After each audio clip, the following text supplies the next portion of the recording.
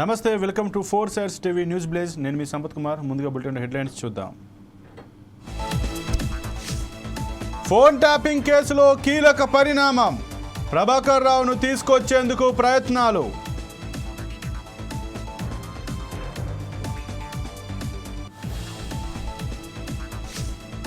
TDP క్రమశిక్షణ committee ముందుకు కొలికపూడి. తిరువూరు దాడి ఘటనపై శ్రీనివాసరావు వివరణ.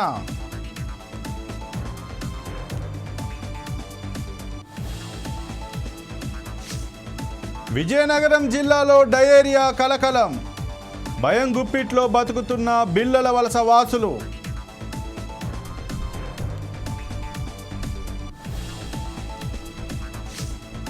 గాజుల రామారంలో ఘనంగా చిత్తారమ్మ జాతర.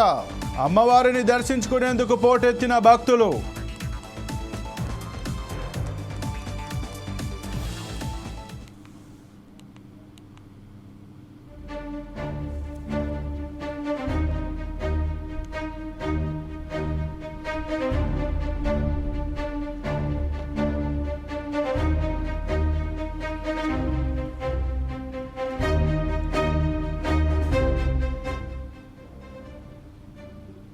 ఫోన్ ట్యాపింగ్ కేసులో కీలక పరిణామం చోటు చేసుకుంది.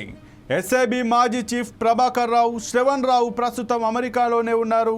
వారు ఇద్దరిని భారత్కు రప్పించేందుకు అధికారులు ప్రయత్నిస్తున్నారు. ఇందుకోసం కరుడుగట్టిన నేరస్తుల అప్పగింత అస్త్రం ప్రయోగించనున్నట్లు సమాచారం. నేరస్తులను అప్పగించే విషయంలో భారత్, అమెరికా మధ్య ఒప్పందం చేసుకోనున్నట్లు తెలుస్తోంది. ఈ క్రమంలో సిఐడి కేంద్రానికి నివేదిక పంపింది. విదేశీ వ్యవహారాల శాఖ అమెరికాకు నివేదిక పంపనుంది. ప్రభాకర్ ఇప్పటికే అమెరికాలో గ్రీన్ కార్డ్ పొందారు. వీసా గడువు ముగిసిన శ్రవణ్ రావు ఇంకా అమెరికాలోనే ఉన్నారు. ఈ అంశంపై తెలంగాణ వ్యాప్తంగా సర్వత్రా ఉత్కంఠ నెలకొంది.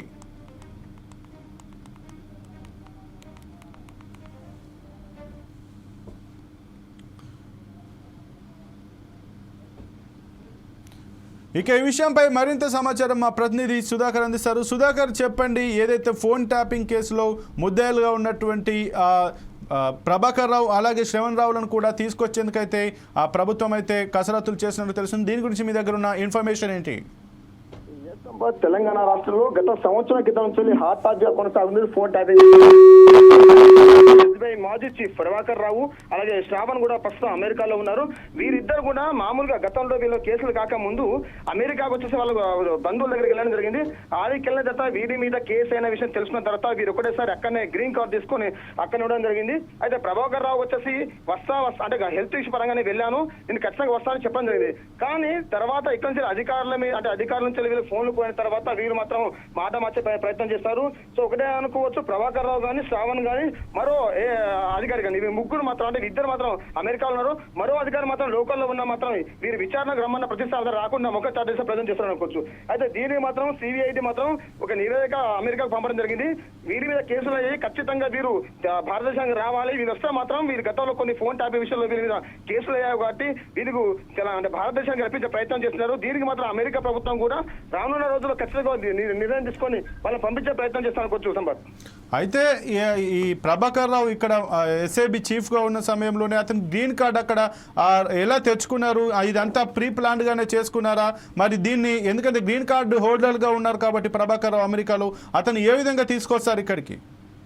ఒకటే సంపద గ్రీన్ కార్డ్ అంటే విషయం తెలుసుకుంటే గతంలో ఇక్కడ ఎస్బీఐ చీఫ్ వచ్చేసిన ప్రభాకర్ రావు వచ్చేసి ఈ తెలంగాణలో బీఆర్ఎస్ ప్రభుత్వం పోయిన తర్వాత కాంగ్రెస్ ప్రభుత్వం అధికారంలో వచ్చిన తర్వాత ఖచ్చితంగా ఫోన్ ట్యాపింగ్ విషయం బయట రాగానే నా మీద కేసు అవుతున్న నమ్మకంతో భయంతో ఇక్కడ నుంచి అమెరికా వెళ్ళడం జరిగింది.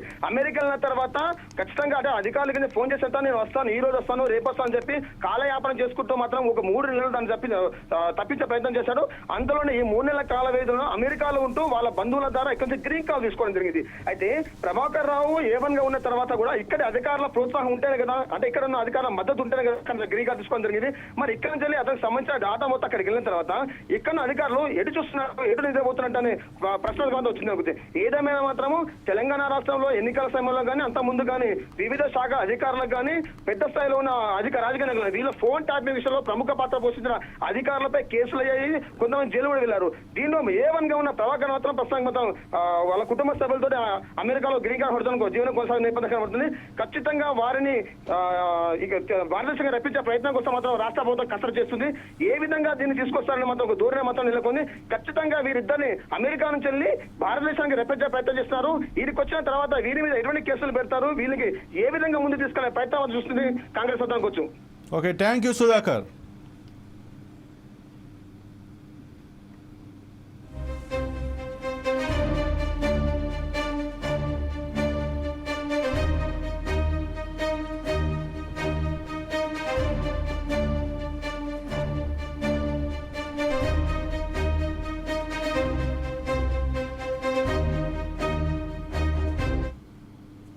ఎన్టీఆర్ జిల్లా తిరువూరు టీడీపీ ఎమ్మెల్యే కొలికపూడి శ్రీనివాసరావు ఇవాళ టీడీపీ క్రమశిక్షణ కమిటీ ఎదుట హాజరయ్యారు. తిరువూరు నియోజకవర్గంలో ఎస్టీ కుటుంబంపై దాడి చేసిన ఘటనను అధిష్టానం సీరియస్గా తీసుకుంది. గ్రామంలో రోడ్డు వివాదం విషయంలో ఎమ్మెల్యే జోక్యం చేసుకొని ఓ వ్యక్తిపై చేయి చేసుకున్నారు.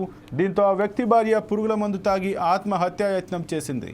పార్టీ క్రమశిక్షణ కమిటీ ముందు హాజరు కావాలని పార్టీ అధిష్టానం కొలికపూడికి నోటీసులు ఇచ్చింది. అధిష్టానం ఆదేశం మేరకు కొలికపూడి వివరణ ఇస్తున్నారు. పార్టీ క్రమశిక్షణ కమిటీ సంఘం అధ్యక్షులుగా ఆర్టీసీ చైర్మన్ కొనకళ్ళ నారాయణ ఉన్నారు. వర్లరామయ్య, ఎంఏ షరీఫ్, పంచుమర్తి అనురాధ, బీదా రవిచంద్ర సభ్యులుగా ఉన్నారు. కొలికపూడి వరుస వివాదాలు తలనొప్పిగా మారాయని పార్టీ నేతలు చర్చించుకుంటున్నారు. దీంతో పార్టీ నాయకత్వం ఆయన పట్ల అసంతృప్తితో ఉన్నట్లు సమాచారం.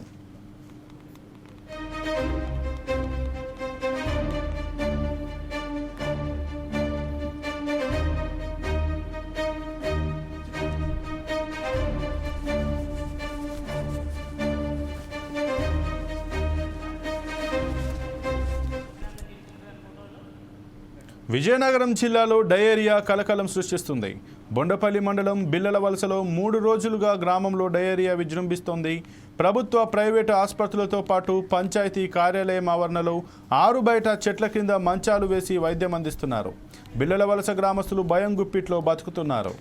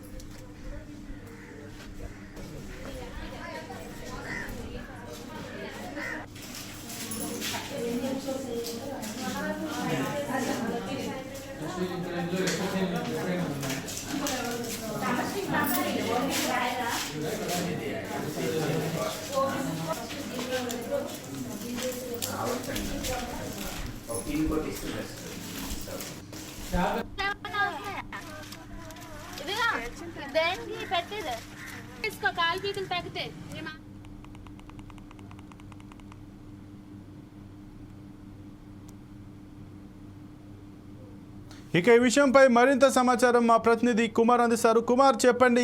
బిల్లల వలసలో మాత్రం గ్రామస్తులు భయం గుప్పిట్లో ఉంటున్నారు. అక్కడ డయేరియా తాండవం చేస్తున్నట్టుగా తెలుస్తుంది. దీనిపైన పూర్తి సమాచారం ఏంటి? విజయనగరం జిల్లా కొండపల్లి మండలం బిల్లల వలసలో 3 రోజులుగా గ్రామంలో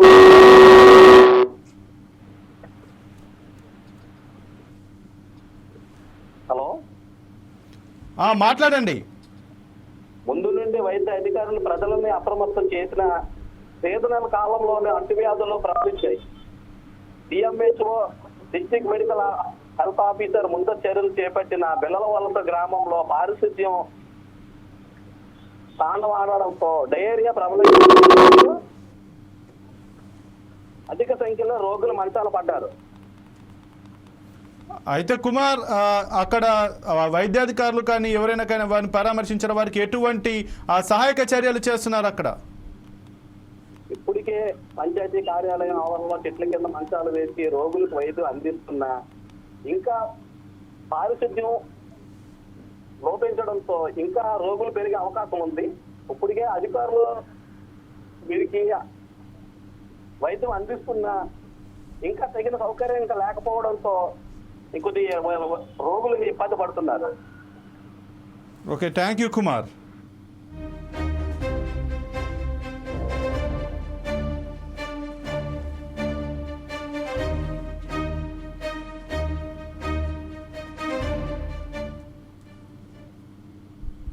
హైదరాబాద్ ఎల్బీ నగర్లోని పల్లవి అవేర్ ఇంటర్నేషనల్ స్కూల్ వద్ద విద్యార్థుల పేరెంట్స్ ఆందోళన చేపట్టారు. 7,000 ఫీజు కట్టలేదని యాజమాన్యం విద్యార్థులను బయట నిలబెట్టిందని ఆగ్రహం వ్యక్తం చేశారు. స్కూల్ లోపలికి విద్యార్థులను పంపించాలని లింగోజిగూడ కార్పొరేటర్ దర్పల్లి రాజశేఖర్ రెడ్డి డిమాండ్ చేశారు. ఈ క్రమంలో పాఠశాల సిబ్బందికి ఆందోళనకారులకు మధ్య వాగ్వాదం జరిగింది.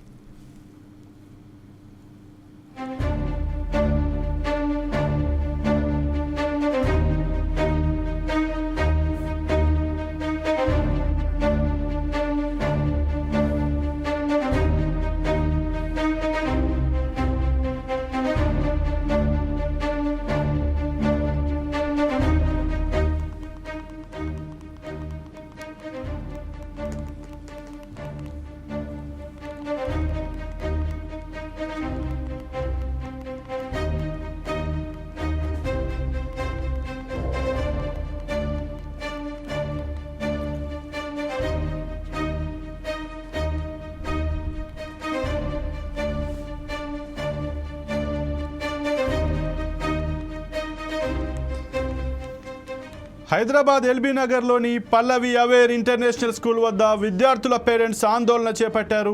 7,000 ఫీజు కట్టలేదని యాజమాన్యం విద్యార్థులను బయట నిలబెట్టిందని ఆగ్రహం వ్యక్తం చేశారు. స్కూల్ లోపలికి విద్యార్థులను పంపించాలని లింగోజిగూడ కార్పొరేటర్ దర్పల్లి రాజశేఖర్ రెడ్డి డిమాండ్ చేశారు.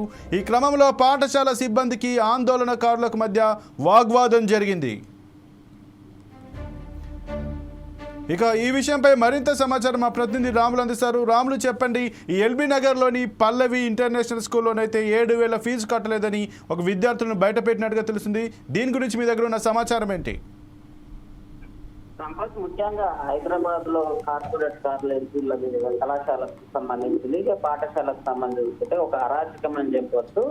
అంటే ఫీజుల విషయానికి సంబంధించి చూస్తే ముక్కు పెట్టి వసూలు చేస్తారని చెప్పొచ్చు. ఫీజు కట్టకపోతే విద్యార్థులను బయట నిలబెట్టడము లేదా అవమానపరచడము, మీ తల్లిదండ్రులు ఇవి కూడా కట్టలేదు, విద్యార్థుల ముందు ఏలనా చేసి కూడా మాట్లాడడం జరుగుతుంది. ఈ నేపథ్యంలోనే హైదరాబాద్ ఎల్బీ నగర్ లోని పల్లవి ఇంటర్నేషనల్ స్కూల్ ఏదైతే ఉందో విద్యార్థులకు సంబంధించిన పేరెంట్స్ ఆందోళన చేపట్టింది. 7,000కు సంబంధించిన ఫీజు కట్టలేదని విద్యార్థుల్లో బయట నిలబెట్టిన సంఘటన కూడా జరగడం జరిగింది. దీనికి సంబంధించిన ఏదైతే విషయం తెలుసుకున్నారో తల్లిదండ్రులు స్కూల్కి వెళ్ళి స్కూల్ దగ్గర ఆందోళన కూడా చేయడం జరిగింది. అట్లాగే ఆ స్కూల్ కి సంబంధించిన ఎవరైతే లింగోజిగూడ కార్పొరేటర్ దర్పల్లి రాజశేఖర్ రెడ్డి డిమాండ్ ఏదైతే ఉందో, మీరు పిల్లల్ని ఇట్లా ఎండలో నిలబెట్టడం సరైన పద్ధతి కాదు, మీరు ఖచ్చితంగా పిల్లల్ని లోపలికి పంపించండి అని స్కూల్ సిబ్బందితో గొడవ పడడం జరిగింది అనేది కూడా తెలుస్తుంది. ఇట్లాగే ఈ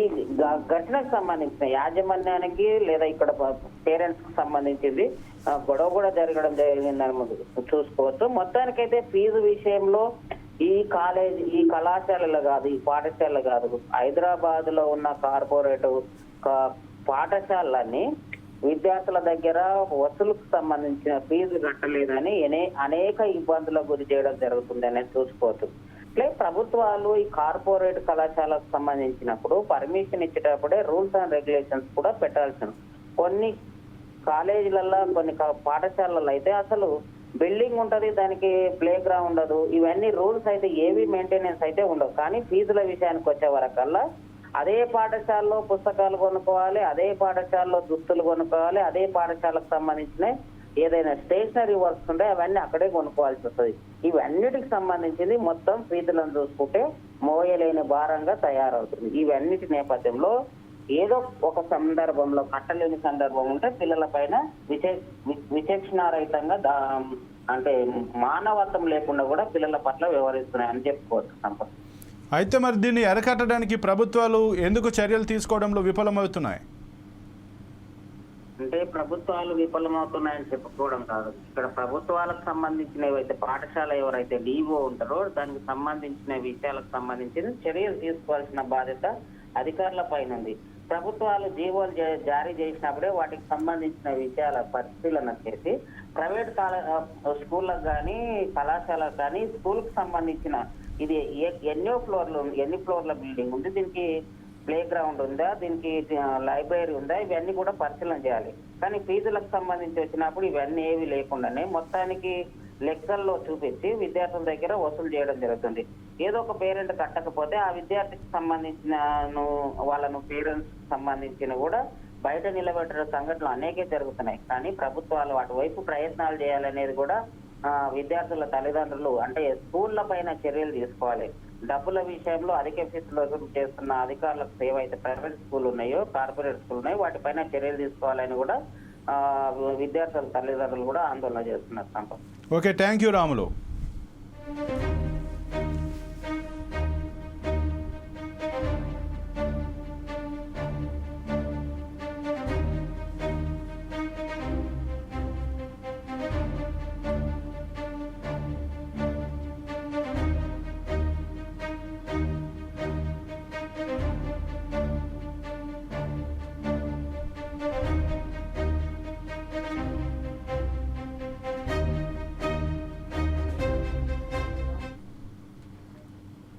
మేడ్చల్ జిల్లా గాజుల రామారంలో చిత్తారమ్మ జాతర ఘనంగా జరుగుతోంది. అమ్మవారిని దర్శించుకునేందుకు స్థానికులే కాకుండా ఇతర రాష్ట్రాల నుంచి భక్తులు అధిక సంఖ్యలో పాల్గొని బోనాలు సమర్పిస్తున్నారు. చిత్తారమ్మను పూజిస్తే చిక్కులు ఇబ్బందులు ఉండవని భక్తుల నమ్మకం. అమ్మవారి జాతర 50వ సంవత్సరం కావడంతో భక్తుల రద్దీ పెరిగే అవకాశం ఉందని ఆలయ కమిటీ భక్తులకు అన్ని ఏర్పాట్లు చేసింది.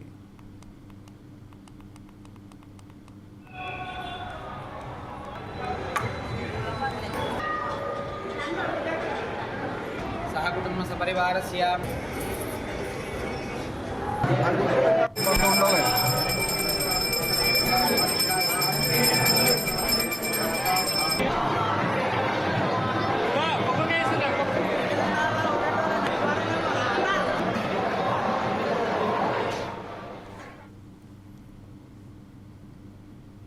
ప్రముఖ నటుడు విజయ రంగరాజు కన్నుమూశారు. చెన్నైలో ప్రైవేట్ ఆసుపత్రిలో గుండెపోటుతో మరణించారు. క్యారెక్టర్ ఆర్టిస్ట్గా, ఫైట్ మాస్టర్గా, ఫైటర్గా, విలన్గా అన్ని భాషల్లో కలుపుకొని 5,000కు పైగా సినిమాల్లో పనిచేశారు. 1994లో వచ్చిన భైరవ ద్వీపం చిత్రంతో తెలుగు పరిశ్రమకు పరిచయమయ్యారు. గోపిచంద్ యజ్ఞం సినిమాతో ఆయనకు మంచి గుర్తింపు దక్కింది. విజయ రంగరాజు అలియాస్ రాజ్ కుమార్ వారం క్రితం హైదరాబాద్లో ఒక సినిమా షూటింగ్లో గాయపడి చికిత్స కోసం చెన్నై వెళ్లారు. ఈ క్రమంలో ఆయనకు హార్ట్ అటాక్ వచ్చినట్లు డాక్టర్లు తెలిపారు.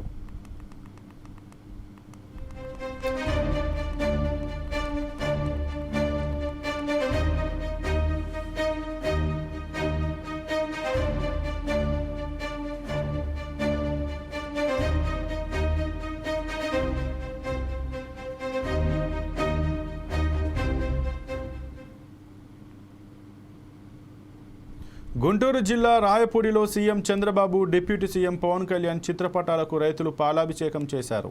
3,139 మంది అసైన్ రైతుల కుటుంబాల్లో పండుగ నింపారని హర్షం వ్యక్తం చేశారు. అమరావతి అసైన్ రైతులకు 5 సంవత్సరాల క్రితం చెల్లించిన సిఆర్డీఏకు ధన్యవాదాలు తెలిపారు.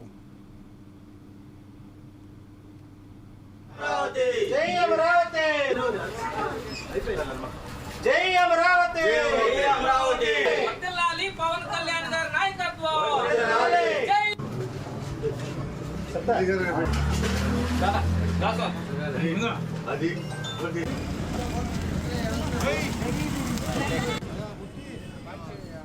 మోహన్ రెడ్డి చేసినటువంటి పాపం వల్ల 5 సంవత్సరాలుగా కౌలు వేయకోకుండా 3139 మందిని వేధించాడు.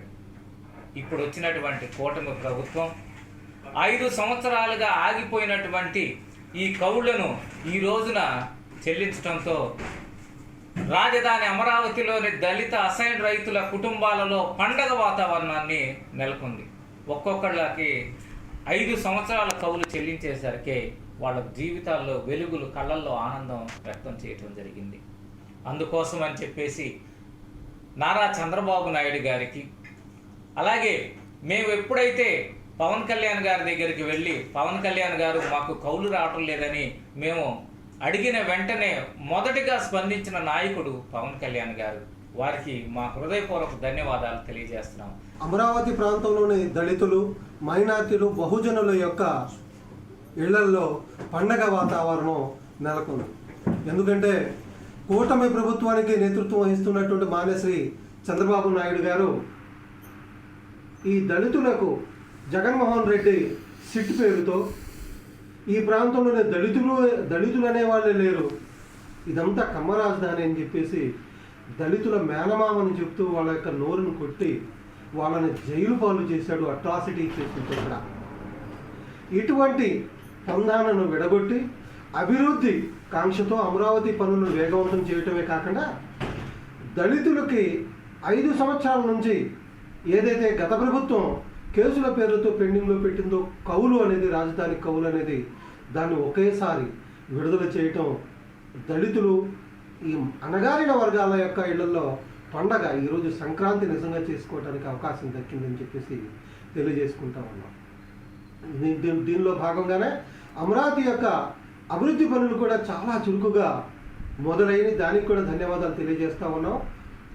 అయితే కొంతమంది 10 నుంచి 15% వరకు దళితులు, మైనార్టీల యొక్క లంక భూముల్లో, అసైన్ ల్యాండ్స్లో కూడా కొంతవరకు అనేక సమస్యల వల్ల కొంత కౌలు అనేది వేయకపోవటం జరిగింది. దీన్ని కూడా పెద్ద మనిషితో ప్రభుత్వం, ఈ కూటమి ప్రభుత్వం ఆలోచించి వాళ్ళకు కూడా తగిన న్యాయం చేయాలని ఆశిస్తా ఉన్నాం.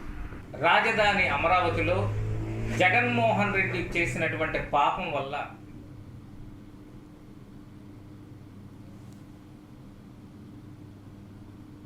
బీఆర్ఎస్ వర్కింగ్ ప్రెసిడెంట్ కేటీఆర్ మాట్లాడుతున్నారు. లైవ్ చూద్దాం. వారికి జరుగుతున్న అన్యాయానికి ఆనాడు ఉద్యమం నుంచి మొదలు పెడితే ఈరోజు దాకా వారికి అండగా ఉంటున్న మా సోదరుడు వేముల మారయ్య గారు, అదేవిధంగా గౌరవనీయులు పబ్లిక్ సెక్టర్ అండర్టేకింగ్స్ సంస్థల్లో తెలంగాణ ఉద్యమాన్ని ఈరోజు కాదు 2001 నుంచి ఆనాటి నుంచి ఈనాటి వరకు ప్రజ్వలింపజేస్తూ ఎప్పటికప్పుడు కేసీఆర్ గారి నాయకత్వంలో మరి పబ్లిక్ సెక్టర్లలో కూడా అందరినీ, కార్మిక వర్గాన్ని కూడా పెడుతున్న మా సోదరుడు దానపద్మాచారి గారు, గౌరవనీయులు ఇప్పటిదాకా మాట్లాడినప్పుడు ఒక సామాన్య తెలంగాణ బిడ్డ భాషలో అద్భుతంగా తన మాటల్లో అన్ని జీవితం మొత్తాన్ని ఆవిష్కరించిన హమాలి శ్రీనివాస్ అన్న గారు, అదేవిధంగా వేరువేరు నాస్తికులైన ప్రతిపక్ష నాయకులు, శాసన మండలిలో పెద్దలు గౌరవనీయులు శ్రీ మధుసూనాచారి గారు, గౌరవ మాజీ మంత్రివర్యులు సూర్యాపేట శాసనసభ్యులు అన్న జగదీశ్వర్ రెడ్డి గారు, మాజీ మంత్రివర్యులు గౌరవనీయులు శాసన మండలి సభ్యులు అన్న ఎల్ రమణ గారు, మాజీ మంత్రివర్యులు పెద్దలు అన్న కొప్పుల ఈశ్వర్ గారు, మాజీ మంత్రివర్యులు గౌరవ శాసన మండలి సభ్యులు పెద్దలు అన్న మహమూద్ అలీ గారు, గౌరవ శాసనసభ్యులు సోదరులు కార్మికుల పక్షపాతిగా ఉన్న మా సోదరుడు మల్కాజ్గిరి ఎమ్మెల్యే మరియు రాజశేఖర రెడ్డి గారు, గౌరవనీయులు రామగుండం మాజీ శాసనసభ్యులు, అక్కడ సింగరేణి కార్మికులకు ఎప్పుడు అండగా ఉంటున్న సోదరుడు మన కోరుగట్టి చందర్ గారు, అన్నగారు ఎంఎన్ శ్రీనివాసరావు గారు, గౌరవనీయులు దేవి ప్రసాద్ అన్న గారు, మా అన్న కార్మిక బోర్డు చైర్మన్ గా పనిచేసిన పెద్దలు అన్నగారు యు దేవేంద్ర రెడ్డి గారు, ఉమ్మన్న గారు దేవేంద్ర రెడ్డి గారు, అన్నగారు పెద్దలు నాగేష్ గారు, అదేవిధంగా మా సోదరుడు ఈరోజు పవర్ ఇంజనీర్స్ తరఫున చేసిన 1535 తరఫున చేసిన ప్రమోద్ కూడా, ప్రమోద్ గారు, అదేవిధంగా వేదికగా ఉన్న మా గౌరవనీయులైన సోదరులకి, ఉన్న ఒకే ఒక్క సోదరికి, అదేవిధంగా వేదిక ముందున్న మా ఆడబిడ్డలకు, అన్నదమ్ములకు, పత్రికా మిత్రులకు అందరికీ కూడా హృదయపూర్వక నమస్కారాలు.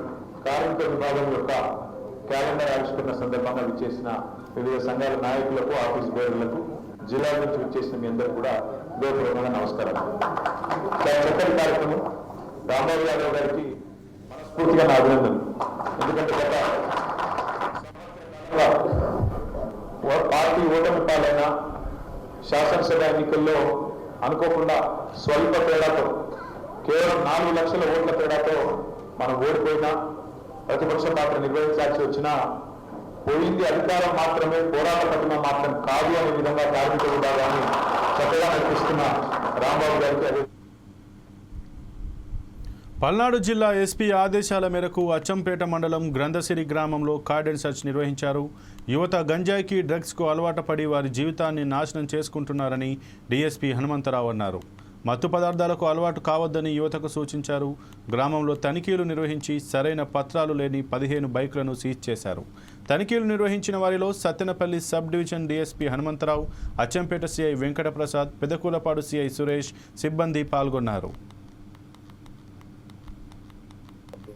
ఉన్న అచ్చంపేట పోలీస్ స్టేషన్ పరిధిలో గ్రంథసిరి అనేటువంటి గ్రామంలో కార్డన్ సెర్చ్ ఆపరేషన్ చేయడం జరిగింది. ఈరోజు ఉదయం ఈ ఎందుకు చేస్తున్నామంటే ముఖ్యంగా ప్రజల్లో కొద్దిగా అవేర్నెస్ కోసం ఒకటి, రెండోది ఈ కొన్ని అసాంఘిక ఇష్యూస్ ముఖ్యంగా ప్రజల్లో ఈ మధ్య గ్రూపులుగా ఏర్పడి ఊర్లో కొట్టుకొని ఇష్యూస్ అయ్యేటువంటి పరిస్థితి ఉంది. కాబట్టి ముఖ్యంగా ఏదైనా వెపన్స్ కానీ లేకపోతే గాంజాకు సంబంధించి ఇవి కానీ పిల్లలు ఏమైనా ఉంటాయన్న ఉద్దేశంతో ఈ ఆపరేషన్ చేస్తామన్నా చేయడం జరిగింది. ఈ ఊర్లో ఎందుకు పెట్టడం జరిగిందంటే కొద్దిగా ఈ ఊరు సెన్సిటివ్గా ఉంది. అందుకోసం ఈ ఊరు నుంచుకొని కార్మిక ఆపరేషన్ చేయడం జరిగింది. ఈరోజు ముఖ్యంగా ఈ రికార్డ్స్ లేనటువంటి 10 బండ్లు కూడా సీజ్ చేయడం. నాగర్ కర్నూలు జిల్లా బల్మూర్ మండలం మైలారం గ్రామంలో ఉద్రిక్తత నెలకొంది. గ్రామంలో చేపడుతున్న మైనింగ్కు వ్యతిరేకంగా గ్రామస్తులు ఆందోళన చేశారు. ఈ క్రమంలో పోలీసులకు గ్రామస్తులకు మధ్య వాగ్వాదం జరిగింది. గ్రామస్తులు రైతులను పోలీసులు అరెస్ట్ చేశారు. అక్రమంగా అరెస్ట్ చేసిన తమ వాళ్లను వెంటనే విడుదల చేయాలని రైతులు డిమాండ్ చేశారు. పోలీసులను గ్రామానికి రాకుండా మహిళలు కంచె ఏర్పాటు చేశారు. ఇక ఇదే అంశానికి సంబంధించి మరింత సమాచారం మా ప్రతినిధి చందు అందిస్తారు. మైలారం గ్రామంలో ఉద్రిక్త వాతావరణం అయితే చోటు చేసుకుందని చెప్పుకోవచ్చు. గతంలో కూడా పార్లమెంట్ ఎన్నికల్లో కూడా మైనింగ్ వద్దు, గుట్టముద్దు అనే నినాదంతో కూడా గత కొన్ని రోజుల నుండి అక్కడ ఉన్నటువంటి గ్రామస్తులు, ప్రజలందరూ కూడా పోరాటం చేస్తూ వస్తున్నారని చెప్పుకోవచ్చు. ముఖ్యంగా నాగర్ కర్నూలు జిల్లా మైలారం గ్రామంలో అయితే ఈరోజు కూడా అందరూ కూడా స్వచ్ఛందంగా నిరాహార దీక్ష చేపట్టేందుకు పూనుకున్నారు. అయితే ఈ విషయాన్ని తెలుసుకున్నటువంటి పోలీసులు కూడా తెల్లవారుజామున 4 గంటల నుండే వ్యవసాయ పొలంలో ఉన్నటువంటి రైతులను, అక్కడ ఉన్నటువంటి అందరినీ కూడా అరెస్ట్ చేసి నిర్బంధం చేశారని చెప్పుకోవచ్చు. అయితే ఈ విషయాన్ని గమనించినటువంటి గ్రామస్తులు కూడా అక్కడ ఉన్నటువంటి మైలారం గ్రామంలో ముళ్ళ కంచె వేసి పోలీసులను కూడా మా గ్రామంలోకి రావద్దని చెప్పి వాళ్ళు నిరసన వ్యక్తం చేసినటువంటి పరిస్థితి అయితే కనబడుతుంది. ఏది ఏమైనప్పటికీ కూడా మైలారం గ్రామంలో గతంలో కూడా అక్కడ ఉన్నటువంటి మైనింగ్ నడపడం వల్ల తమ వ్యవసాయ పొలంలో ఉన్నటువంటి పంటలు కూడా పండడం లేదు, అదేవిధంగా చాలా నష్టపోతున్నామని చెప్పేసి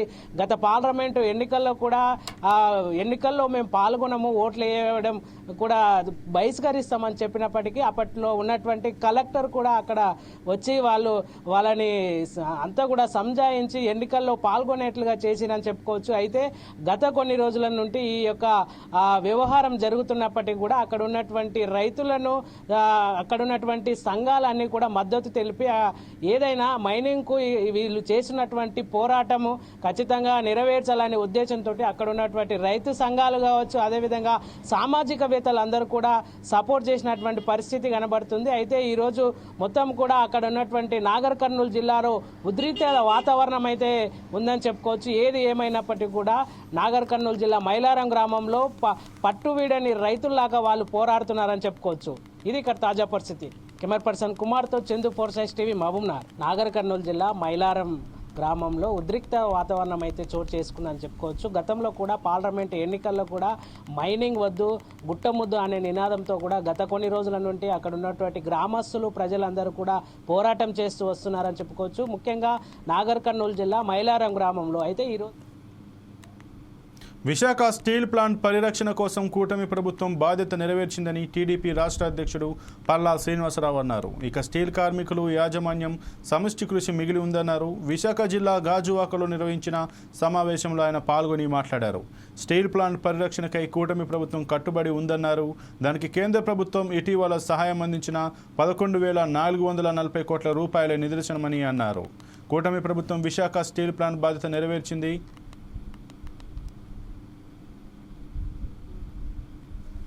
తెలుగుదేశం పార్టీ కార్యాలయంలో